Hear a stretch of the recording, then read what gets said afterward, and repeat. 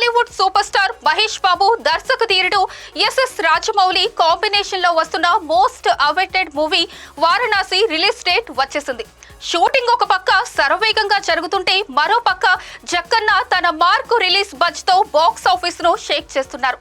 సుమారు 1300 కోట్ల భారీ బడ్జెట్ తో తెరకెక్కుతున్న ఈ సినిమా గతేడాది నవంబర్ లో విడుదలైన గ్లోబ్ ట్రోటర్ గ్లింప్స్ తోనే సినిమాపై అంచనాలు ఆకాశాన్ని తాకాయి.